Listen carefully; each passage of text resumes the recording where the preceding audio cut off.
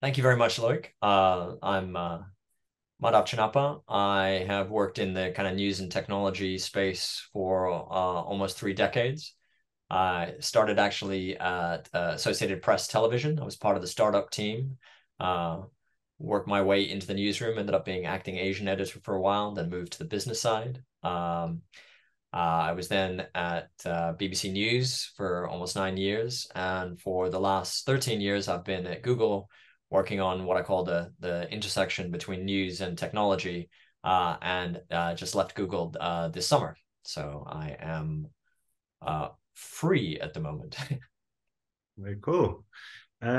So, Madam, I sent you a couple of questions before we had this conversation.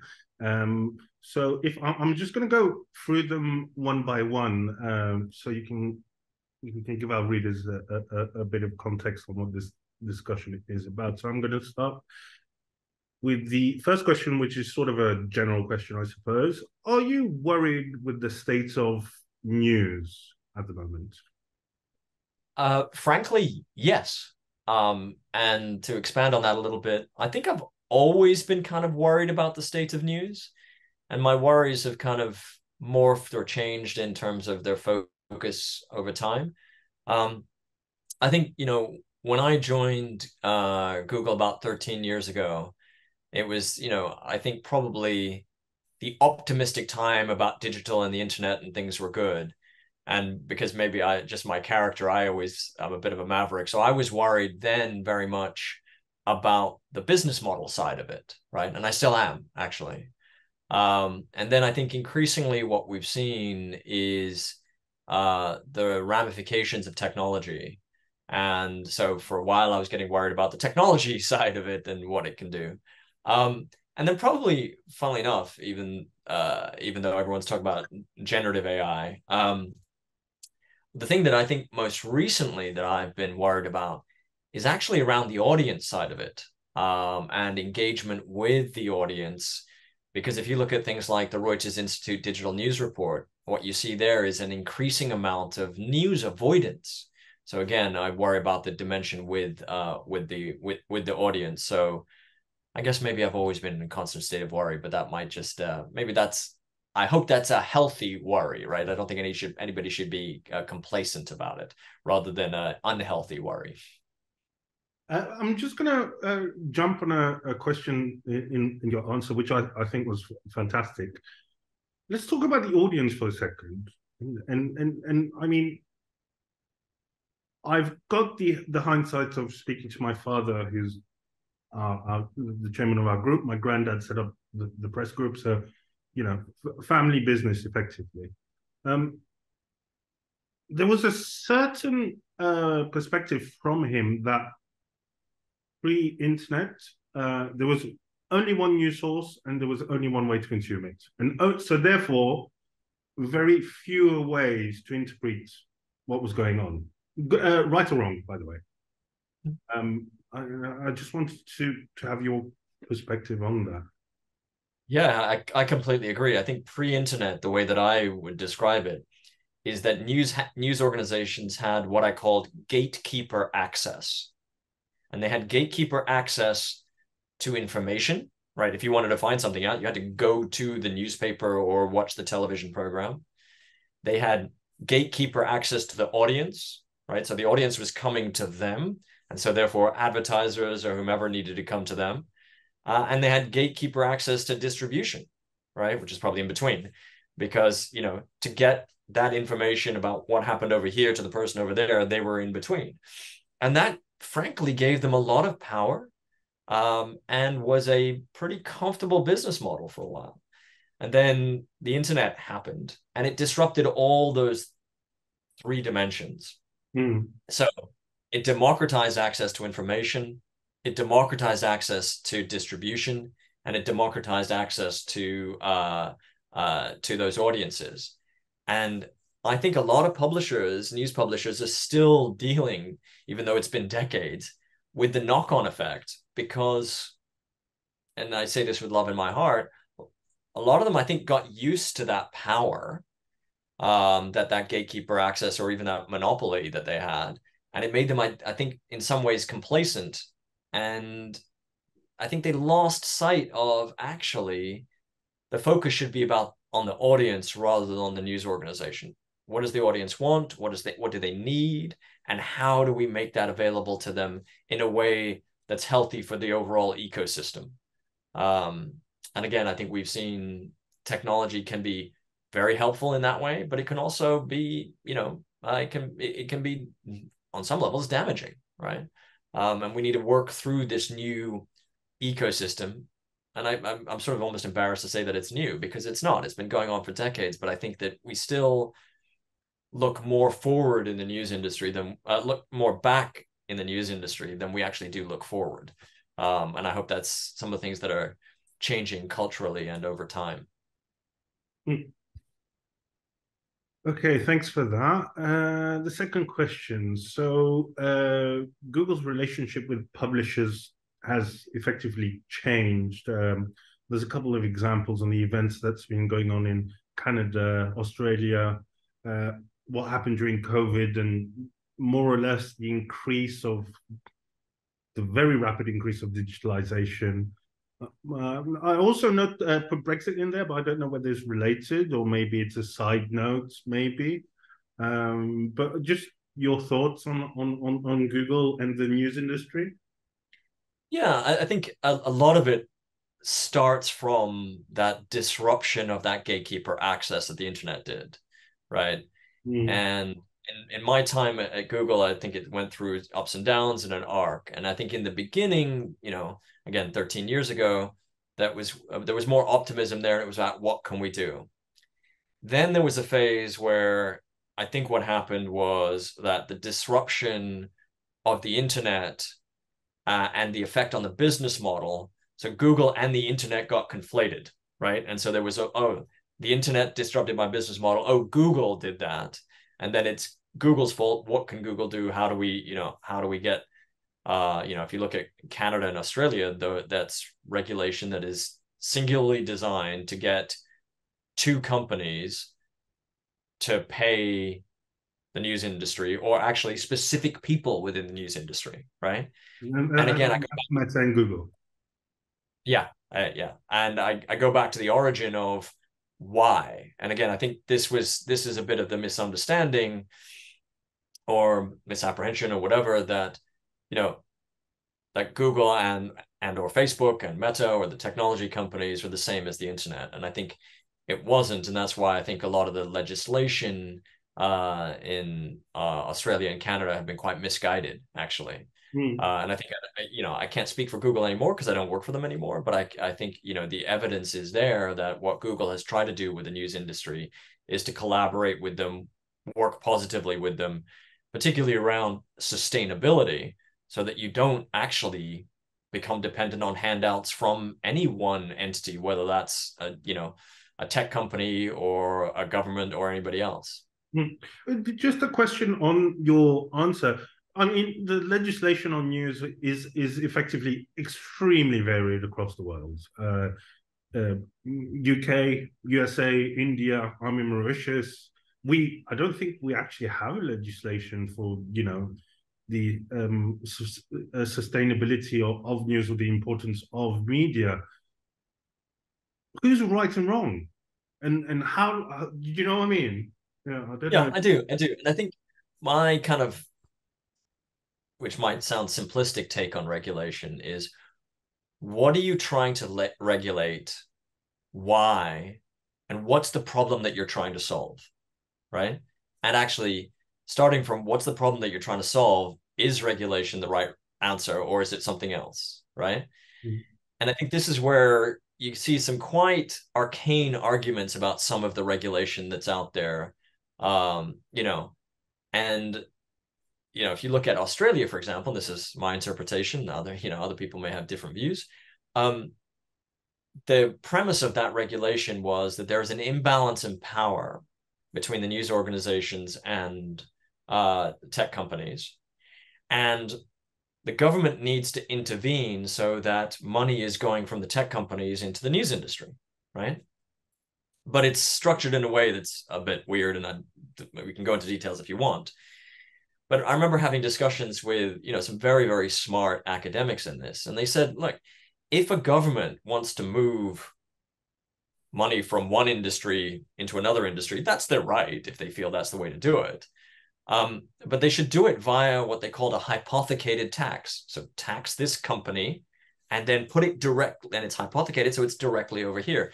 Don't create arcane structures around snippet tax or snippet links and this and that, and or designating them as this or that. Just be clear on what you're trying to do. But then I go back to actually that original question, which is, what's the problem you're trying to solve, right?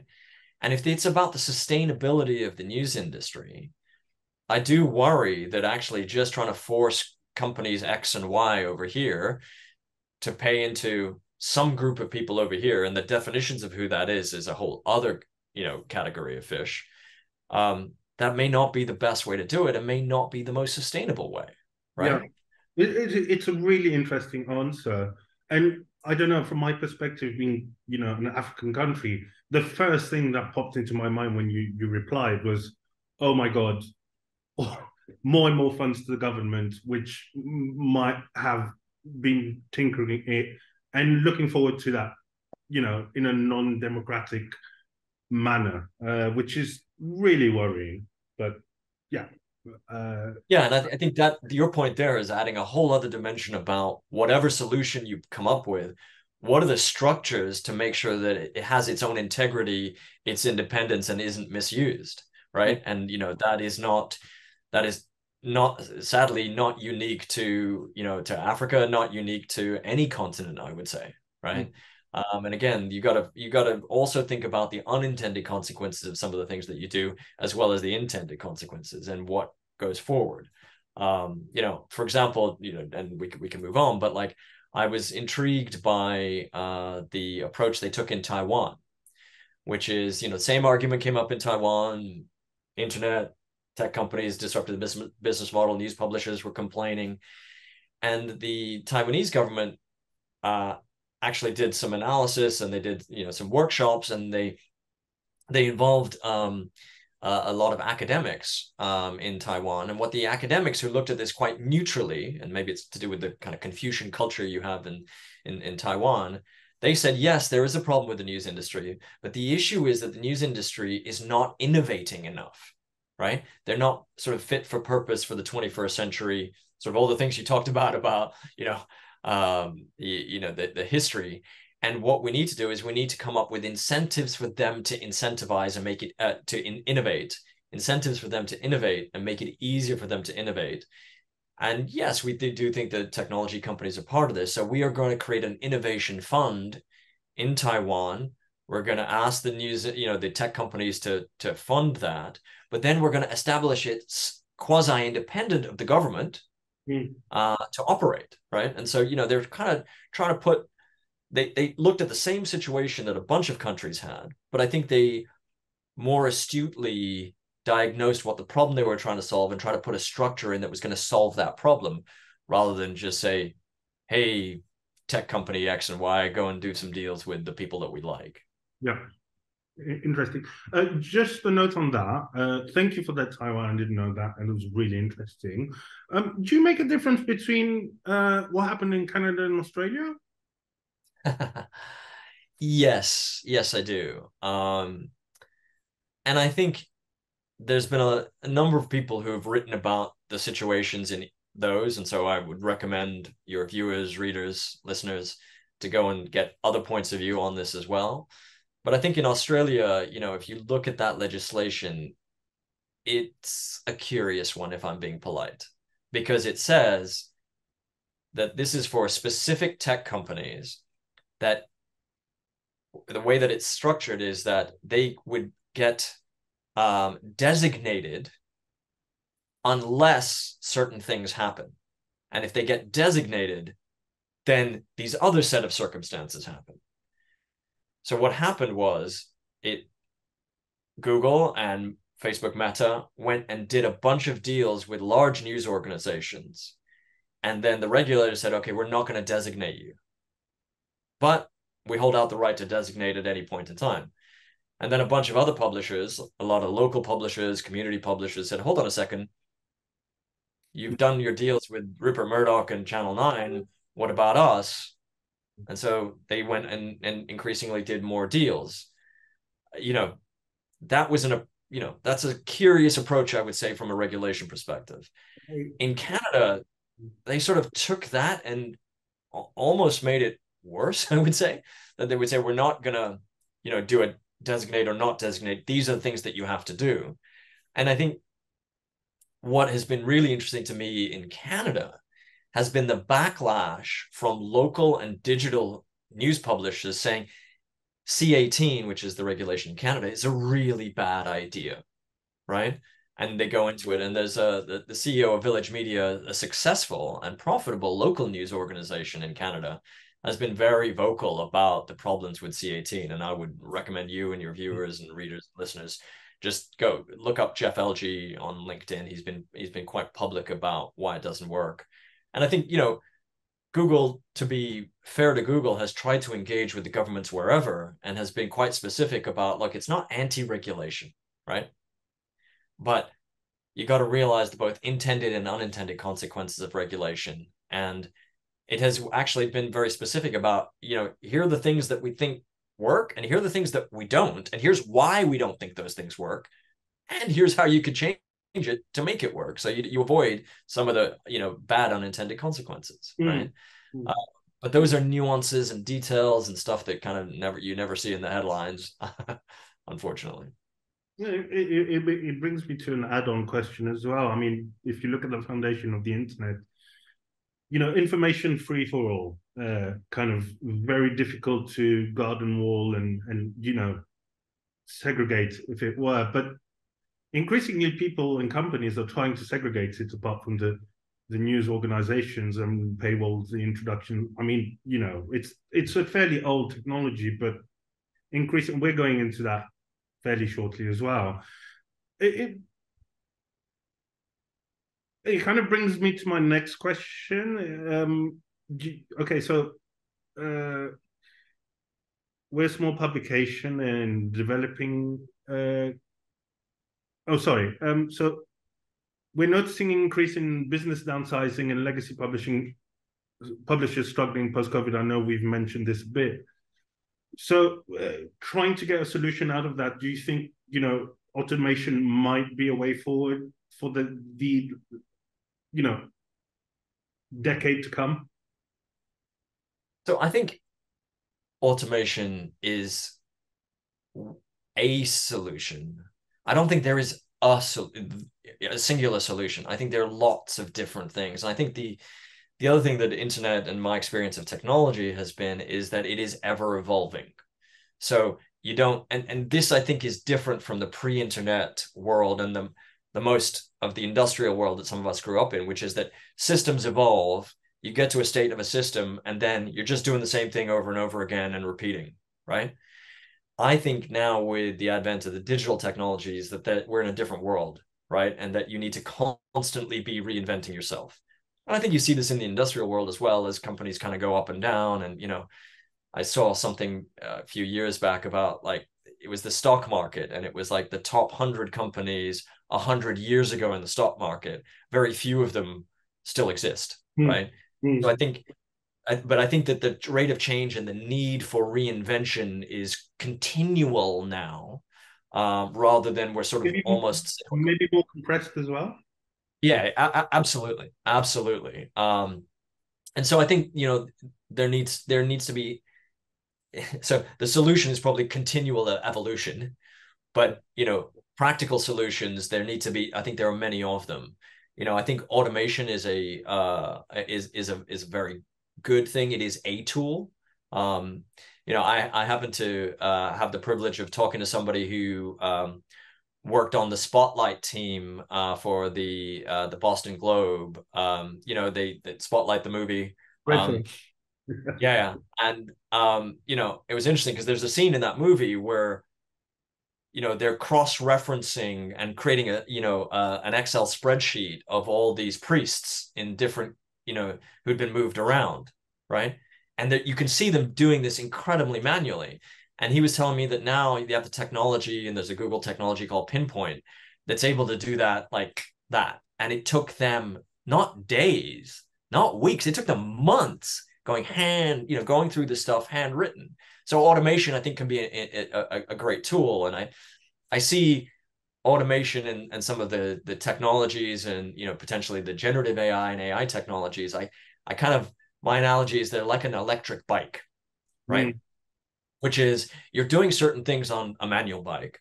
When you're on an electric bike, you're able to do it faster, better, more efficiently. And also it sort of learns from you, right? Because if you are cycling, it's also powering it itself.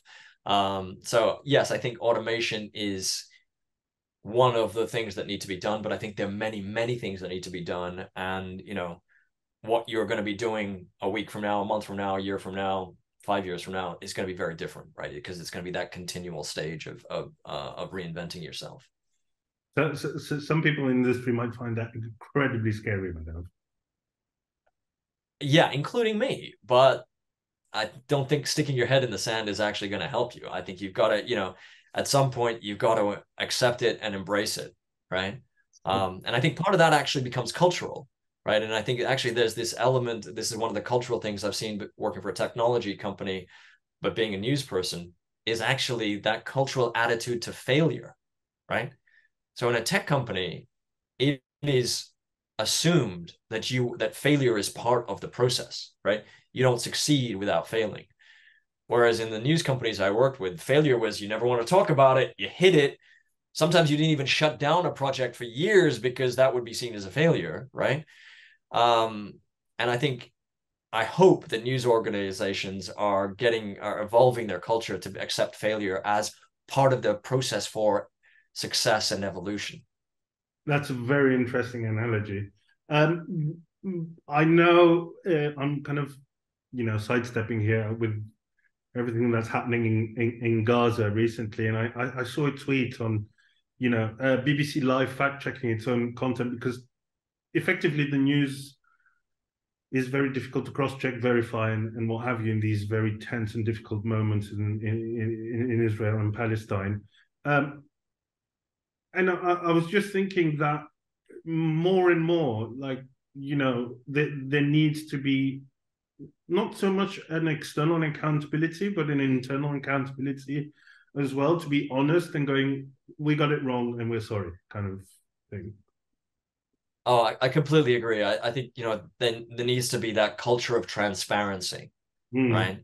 Mm. And I remember when I was at the BBC and, those are the times of 24-hour news, and there was a discussion about how you do that because you get in certain information that you find out later may not be true or may not be the whole picture or whatever. And it was all about, being clear about what you know, how you know, and also what you don't know, right? I read a really interesting interview with one of the kind of fact checkers from the BBC that the Reuters Institute did. And he was talking about the fact that they only go public with what they fact checked, either to say it's true or it's not true, when they're 100% confident, right? Not when they're 90% confident, not when they're 80, right? And they said that is really, that can be really tricky, right? And it has lots of effects. And he would, but I think that culture of transparency is really important to build the trust between the audience. Remember, we were talking about the audience, and in my mind, the audience is the most important part, and they're the ones with the most power. You got to have that trust and connection. And, I think I trust people who are more transparent and more honest about what they know and what they don't know, right? Mm. Increasingly, when there's a flood of information out there, what I hope is the vast majority of the audience is going to be going to brands that they trust to help them filter that, right? Because I don't have the expertise or the time to be able to parse that video that I may see on a social media to know if that is true of that moment, right? And I think there's been a whole discussion about like, new social media as a source of information. I'm hoping there's a bit of a move back towards actual trusted sources because there's almost too much information, Yeah. right? Well, it's a really interesting point. I read a statistic recently. Was it Gen? I forgot what generation we call them now. Gen Z or something like that. Well, the latest generation, it are consuming a lot more kind of classical news sources such as BBC and maybe even the Guardian and stuff like that, which I thought was quite surprising. But I think they've kind of figured out that okay, we've seen everything out there, and how to segment that, which we'll talk about in a bit, I'm sure, on one of the Yeah, specific questions. Just to get it, sorry, so I'm just going to keep on going. So, as part of a small publication in developing country, uh, should we, partner up with Google? Should we be interested in that, or maybe should we just do our own thing and see what may come? well, I would strongly counsel you to be clear on what your strategy is, independent of anybody, and then work out what opportunities match, right? And what tools, what technology, and what you can do, which is sort of in a no regrets, low regrets approach, right? And actually, one of the things that we did a lot while I was at Google was around training and technology and tools, right? And there's a lot of free tools out there. One of the ones I mentioned called Pinpoint, is about using some of Google's technology for large data sets, right? And there's, that is a relatively, there's no cost to that. So again, I always recommend to publishers, take a look at it. If it fits for you, do it. But there's also a lot of training that is available online, right?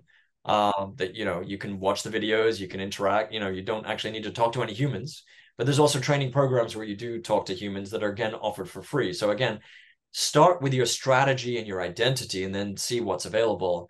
And I hope some of the things that the teams I've worked with have built would be useful to you, both the training, the technology, and the other products as well. So I'm actually doing two courses via Google at the moment every day, which is going very well.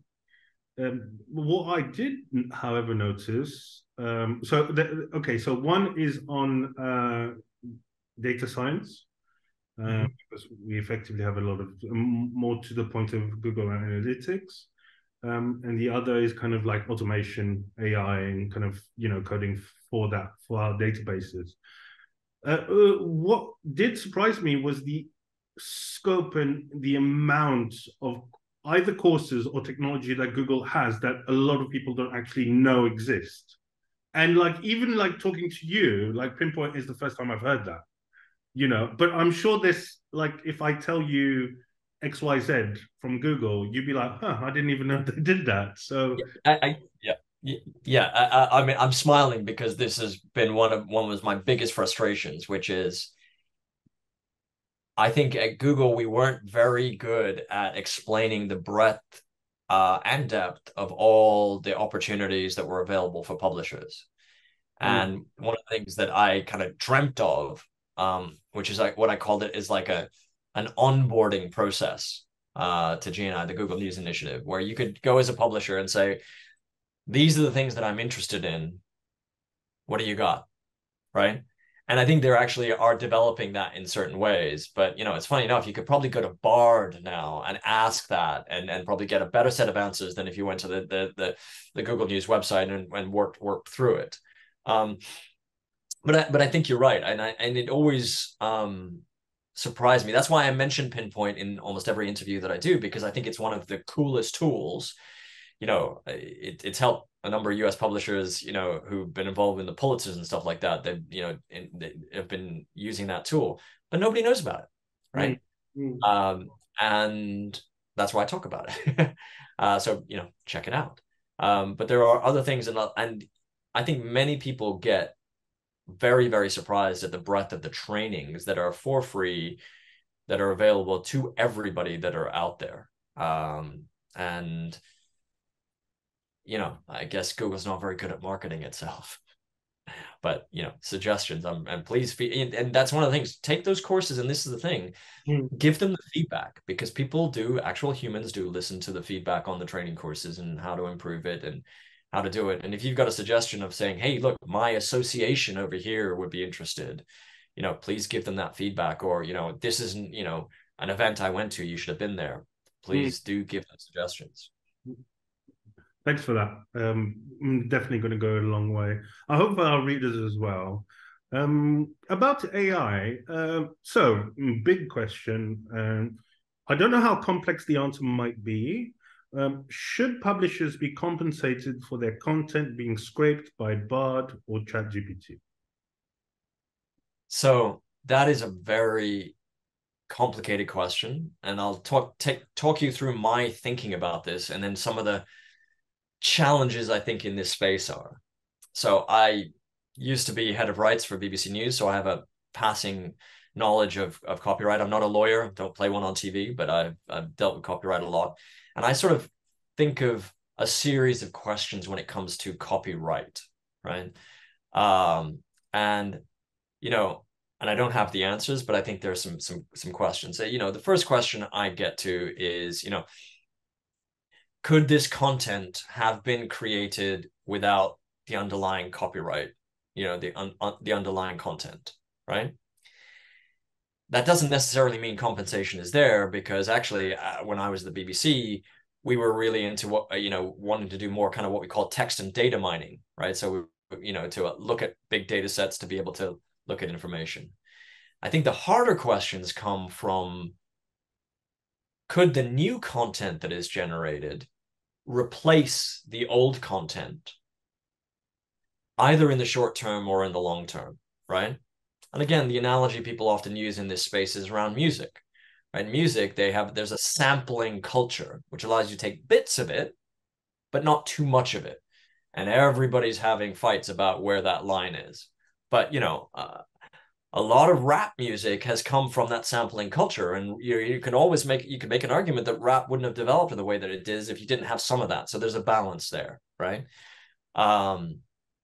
But you can also overstep it, and that's been proven in courts of law, right? On either sides of the argument. I think the really challenging thing for me is, could the new content, and this is when we talk about generative AI, replace the old content in a medium to long-term basis? And that's where there's a big unknown, right? But here's where the difficulty comes, and I'll give you an added difficulty, which is, even if you go, okay, yes, in the medium term, that new content is going to replace the old content, so therefore I should be compensated. Then you get into, how do you get compensated? And I think this is another difficulty, is that in this generative AI space, actually, there isn't a business model there. I was reading about the fact that even with OpenAI charging people, that OpenAI loses more money than it makes right now, even with the $20 a month and things like that they're charging, right? But it's more expensive than it is.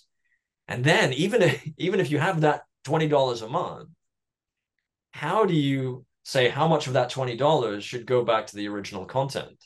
And this is where, actually, when I get back to the whole discussion we talked about Canada and Australia and all the tensions, my observation, having been somewhat involved in this space quite centrally, is that the values assigned on either side are out of whack, right? So I think, when you get to the generative AI space, I think publishers somewhat naturally, but also potentially quite arrogantly, think all our content is there, so we need to be compensated. But then if you look at the technology company's perspective, they would look at they're called, they're LLMs, they're large language models. They have thousands and thousands and thousands, if not hundreds of thousands, if not millions, if not tens of millions, if not hundreds, of data sources, right? And I was reading a newsletter, I think it was from a media operator, a very smart newsletter in this space.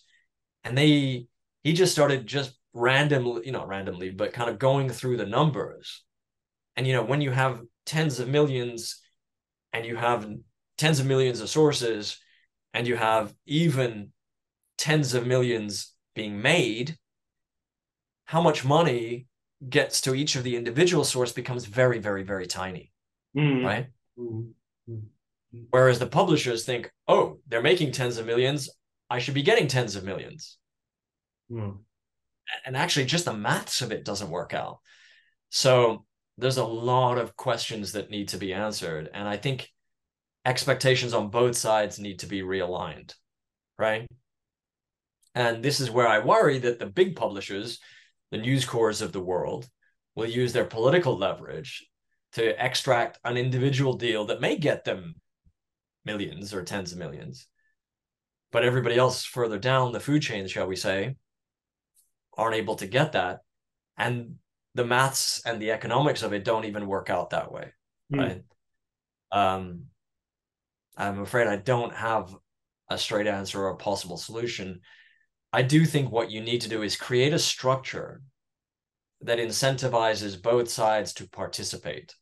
Because what you don't want is a structure for generative AI where only Google, Facebook, Amazon, Apple are able to actually buy in to be able to do that, because actually that, you create an oligopoly or oligarchy, whatever it is.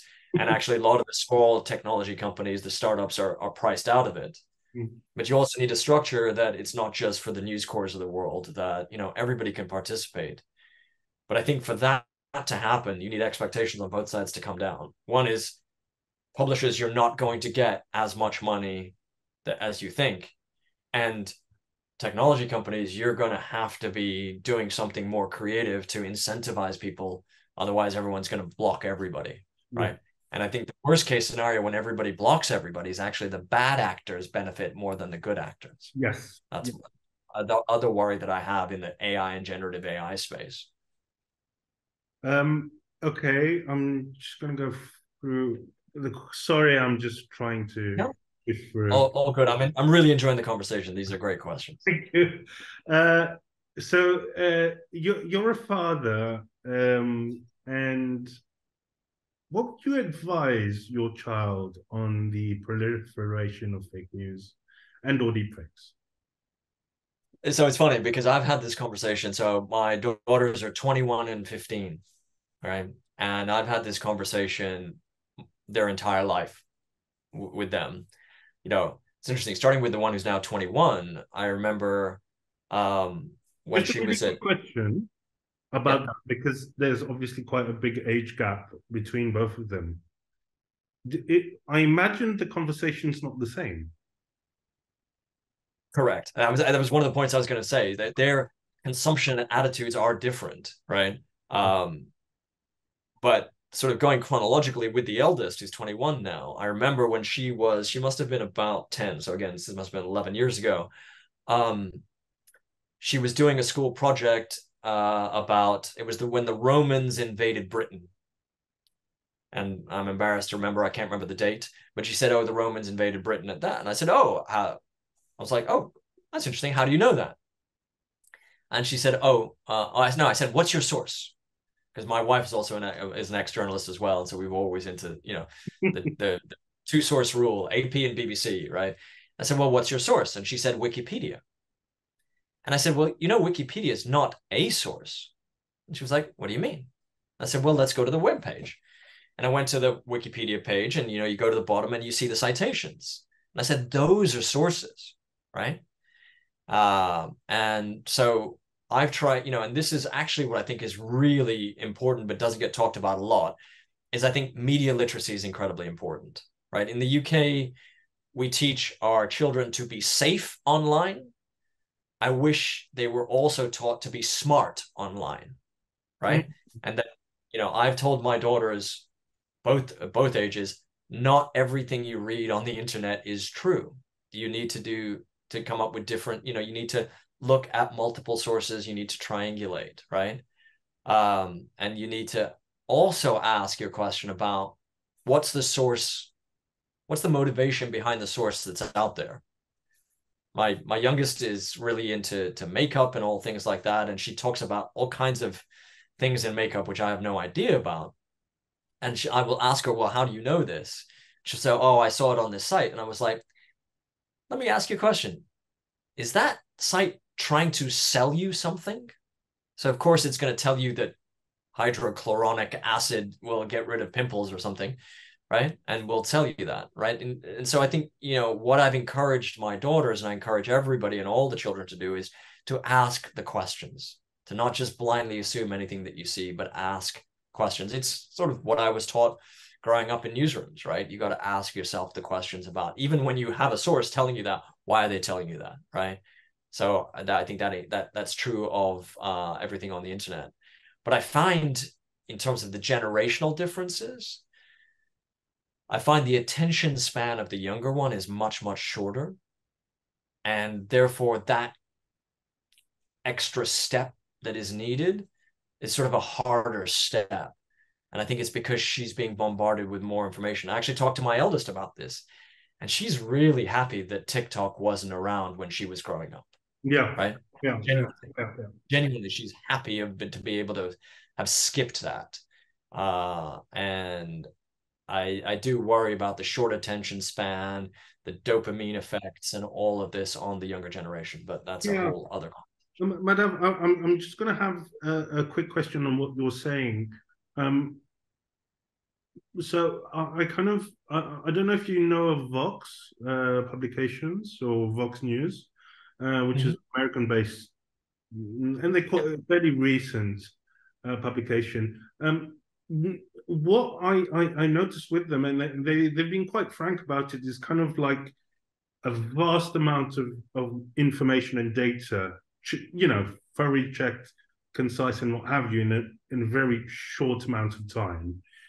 Which, when I showed it to my mother, said it was an amazing program, but it was too much for her to process, as it were. But for our generation, or my generation, I'm 41 now, it's kind of, it's fine. And I imagine with the younger generation, it would be the same. And I don't know if that's a good example of what you're talking about at the moment.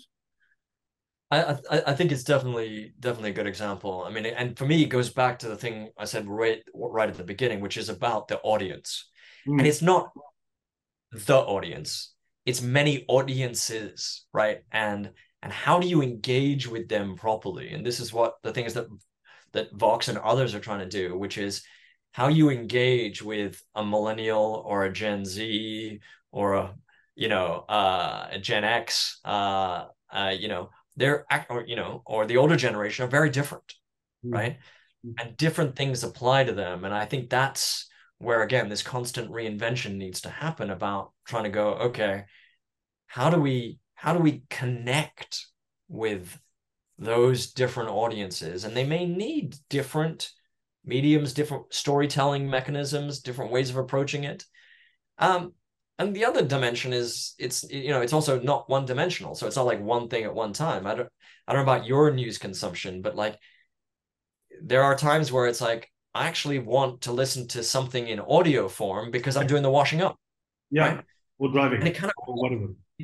Yeah, it kind of bugs me that I've got this article that I want to read and I can't hit an audio version because I was like, actually, that long read in audio would be great while I'm washing up.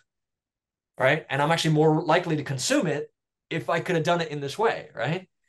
You choose the voice of the reader. Yeah.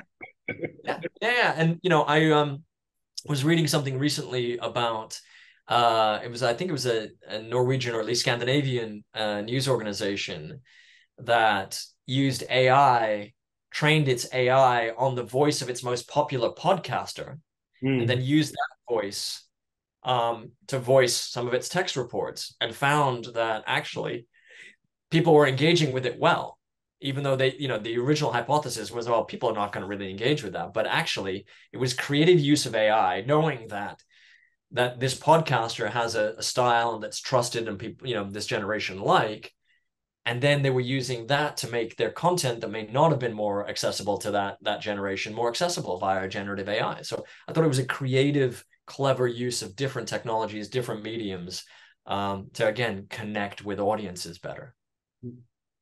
I am going to skip the following question because I think we've already gone over it.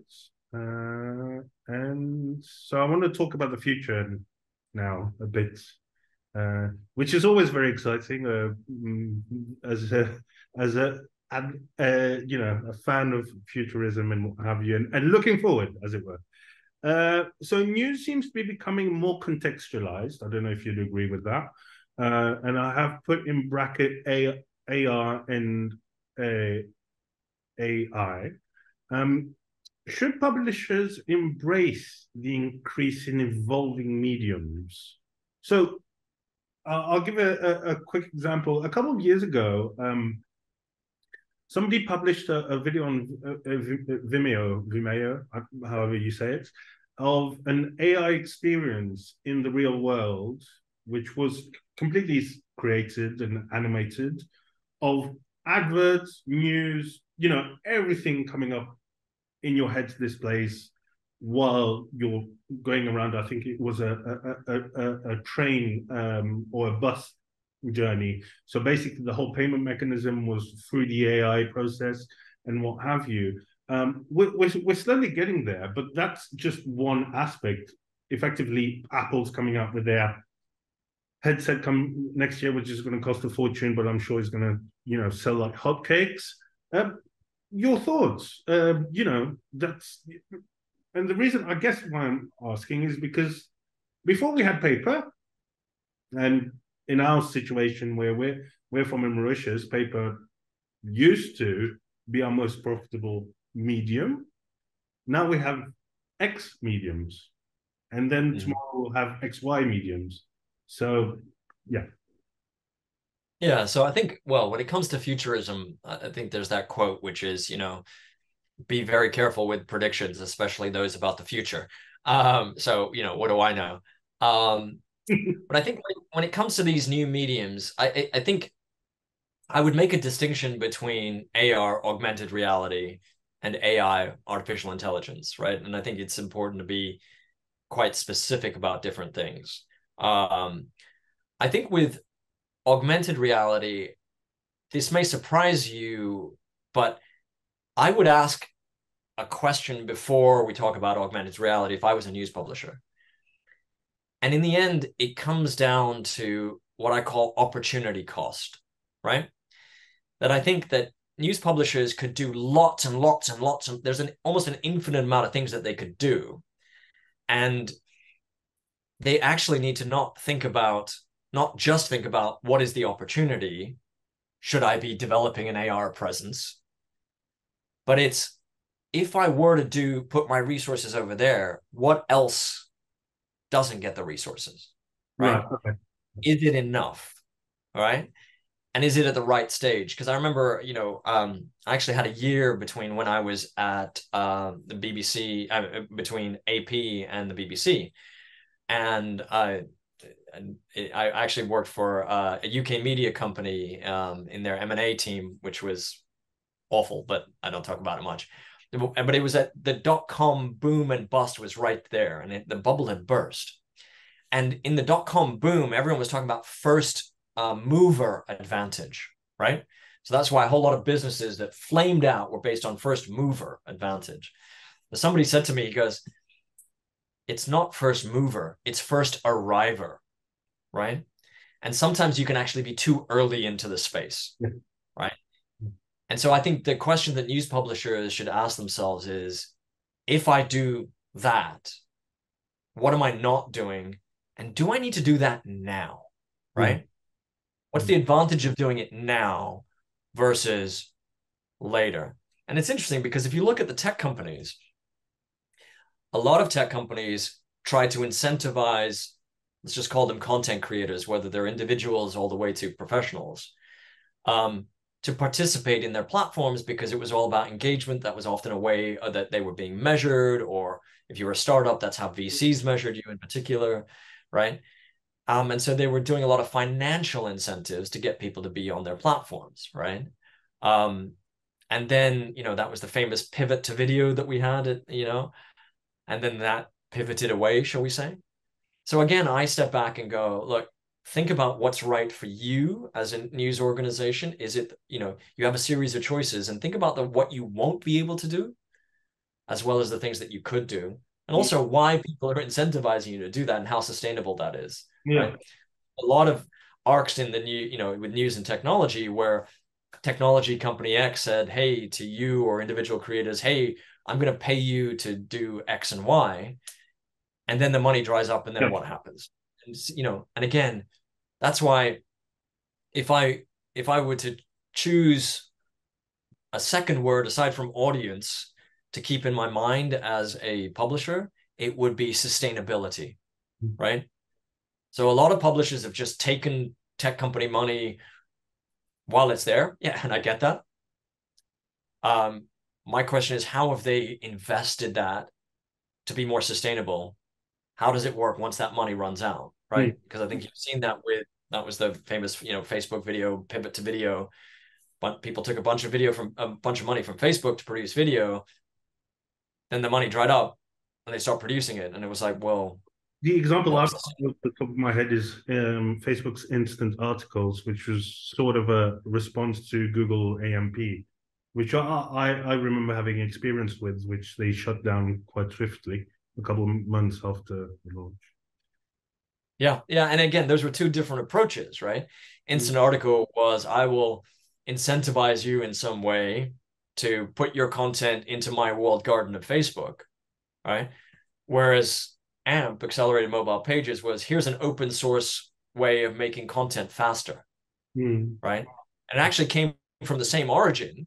If you go back to the origins of why Facebook was saying, put your content in Facebook instant articles inside Facebook, it was because your mobile web experience, when you put a link to, inside Facebook, when you click that link, it was taking, they were saying, sometimes up to 20 seconds to launch. And actually AMP was an open source initiative. It wasn't a Google, Google was definitely centered to it, but it was an open source initiative to make the mobile web faster so that people weren't going into these walled gardens, right? And actually it was for the health of the open and mobile web, I would say. Just a quick question. It's not in the list of questions, but from what I'm seeing in terms of our news consumption, one of the biggest mediums which is growing the fastest, I've noticed, is smart television. So our videos, mobile consumption is sort of steady on our video base, where I'm noticing a lot of desktop is going down a lot. But just your thoughts on that? Maybe just a quick note. I guess more people are watching the internet or consuming internet stuff on smart TVs as they're more connected and cheaper. Yeah, I think it's that that ubiquity and that availability. I'm curious about what your presence is. Are you detecting that are you putting an app on a smart TV, or is it simply via a built-in browser or a YouTube? Yeah. Yeah, I mean, sorry. I think it's kind of interesting. So I'm going to try and focus the question a bit better. Are we going back to classic TV? Because it all seems to be going that way.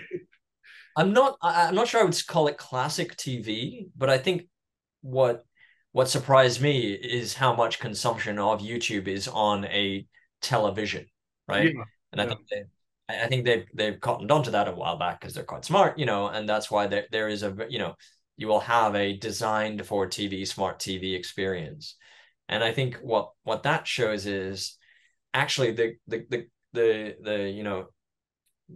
intersection between sort of convenience, your television is there, plus the on-demand elements that actually I think we've become more attuned to, right? I mean, again, talk about generational differences. Like, my 15-year-old expects to watch anything at any point all the time, right?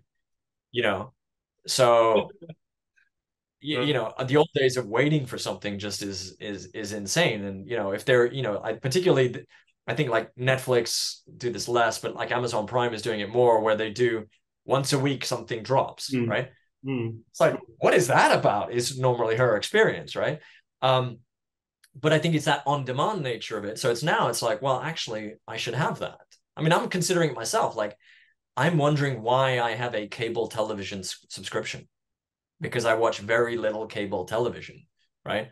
I'm watching it all on demand, and I'm actually paying for those separately. Why do you? It's funny. I think I'm about to cancel it, but it feels Oh, weird because I grew up as a yeah, TV guy, yeah. right?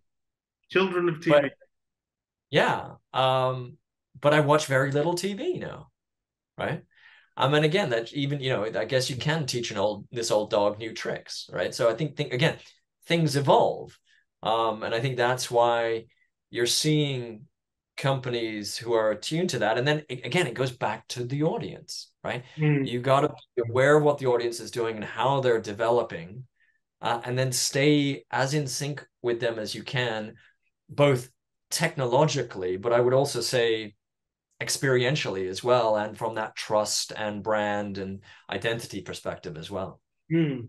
It's a really good point. Just an anecdote there. I've got a nephew who's I think about 6 now, and he gets so frustrated at TVs because it's not interactive, and it's hilarious. He'll come up to it and he'll be like, "Why is this not working?" Do you remember seeing that video? There was a video that went viral back in the old days after the iPad came out, and it was a kid trying to with a magazine trying to make it Oh, like an iPad. I missed Yeah, that. it's the exact same. It's the exact same thing, right? It's the exact same thing, and it's interesting to me. Even it doesn't even have to be six. There are moments where people will tap expecting something, and it's like, that's my laptop. It doesn't have a touch screen, right? Yeah, It doesn't have a touch element to it, right? Yeah. it's interesting. Okay, so last question. Promise, Madhav, Mhm. it's been fantastic. So we're in 2043. Yes, big question. How are we consuming news? I can genuinely say I have no idea. Okay. I have no idea, but I think that Thoughts, just, you know. I think it will be, and this is me hedging my bets. I think it will be same and different, right? Mm. Do I think in 2043 that we will be all consuming everything through AR, and Metaverse, VR? whatever. I Metaverse. I don't actually. Mm. I don't, and I'm happy to be proven wrong. Um, but I think that what you'll see is that evolution of where we are, but hopefully with, at least from my perspective, I hope we keep certain principles and values the same, right? So I think we will have much more on-demand news, right? And I think that is going to be slightly, probably omnipresent, right? Mm. Uh, I think that I hope that we retain the values of authenticity, integrity, trustworthiness, and that's why I think brands. So I think, will all the news brands that exist today, be there in 2023? No, but I hope most of them, most of the good ones will, right? Right. And I think that will only be Good proven one. through, yeah. And again, I don't get to decide I only get to decide what's good for my consumption, Yeah. right? All right. And I think that's the other element, as I was talking about the audiences, which is the audiences, I think, will have much more power, right? Mm. But I think the reality of what we've seen is that on a lot, I think human nature means that we do want a little bit of curation, disintermediation, because actually it's the tyranny of choice. If you've got infinite choice, you Yes. almost have no choice, Yeah. right? So I think in 2024, in 2043, what I think you will see, I hope, is clever curation that allows me more choice but less effort, if you know what I mean. And I think it will be about more implicit personalization with my explicit permission, and obviously my control as well. Mm. just I don't know why I thought about this, but listening to you is kind of like your favorite the article you want to read on a vinyl read by Nelson Mandela.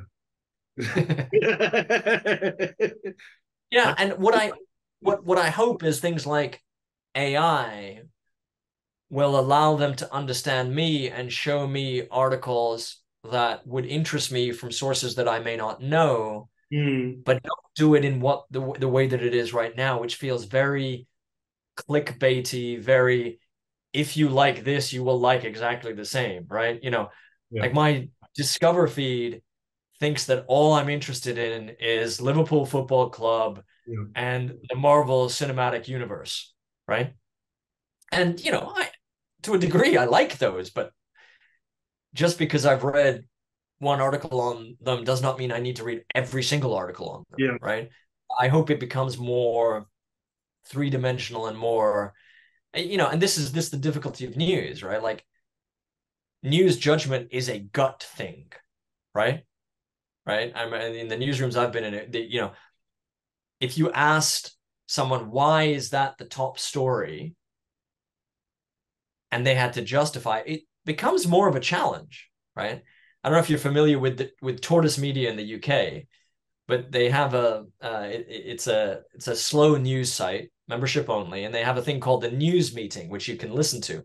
And what it is three different journalists pitch a story to their editor for him to decide which one should be the one, right? And what you realize is someone might be pitching an American politics story versus a refugee crisis in Myanmar versus what's happening with the interest rates, right? Mm, And it's like, wow, those are mm. they're all important in so many different dimensions, right? So again, I hope there is the ability to be more nuanced about that and that will show you what you need to know as well as what you want to know, right? And I think that's always been news in the newsrooms that I've been is trying to get that right blend, right? Mm. Just on that, your answer, do you use AI?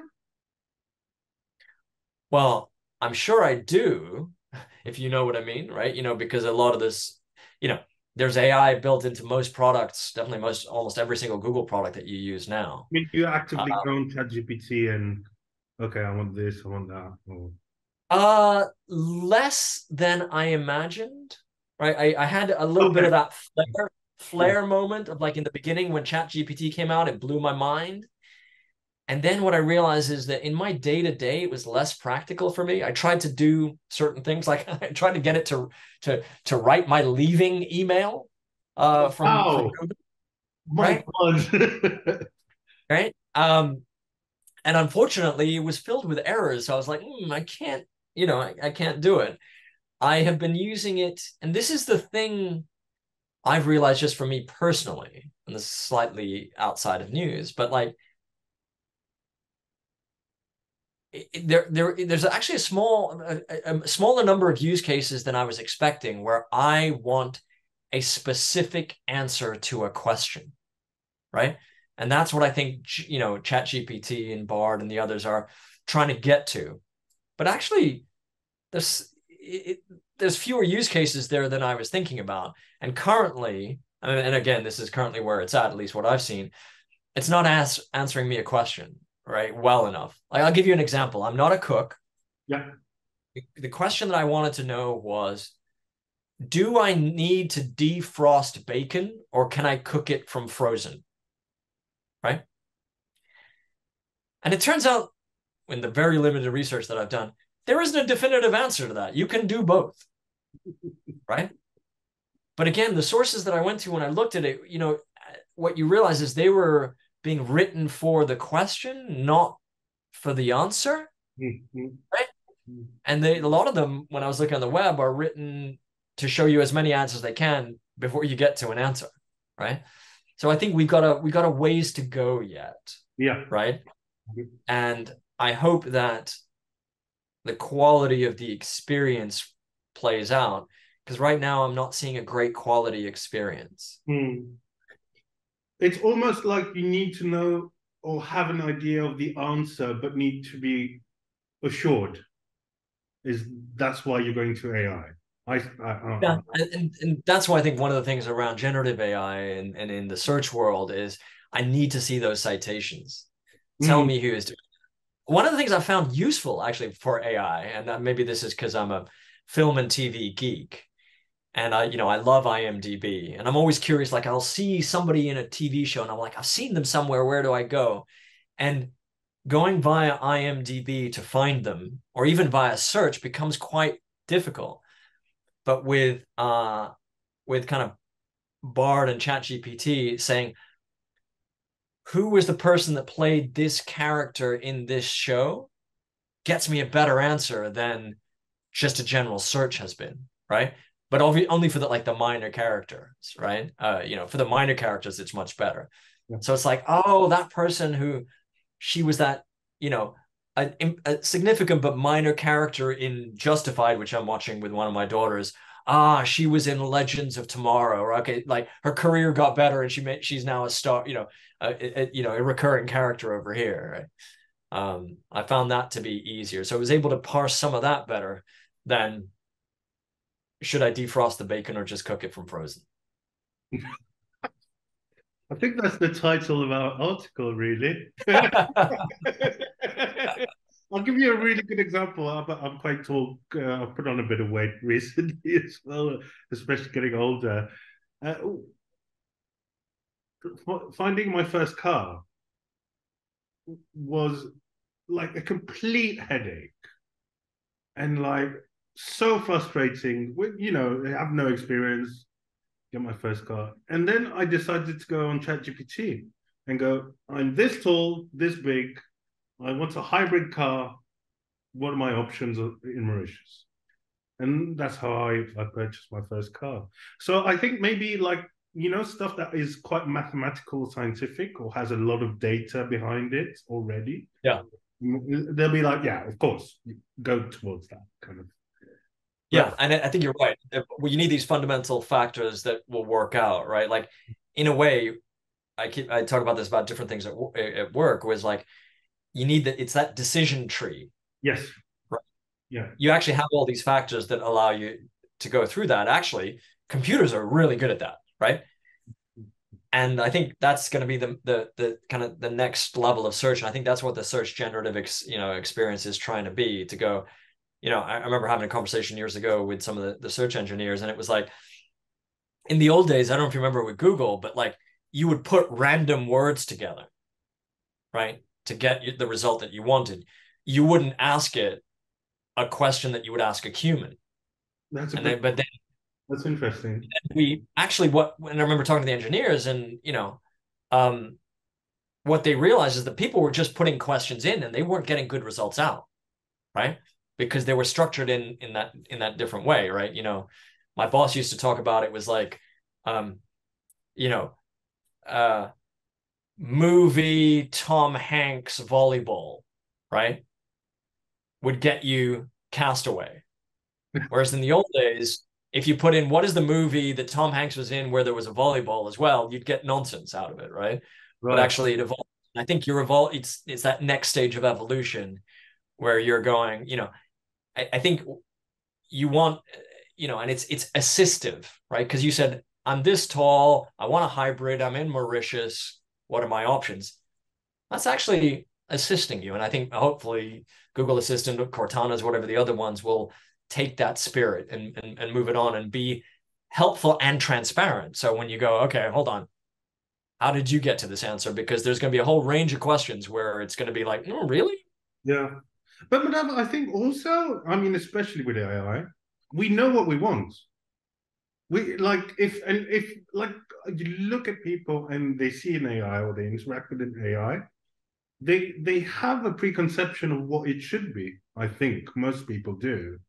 Like, I don't know. I grew up watching a lot of Star Trek, so I kind of like think of Data. Yeah. I was like, why isn't it like Data?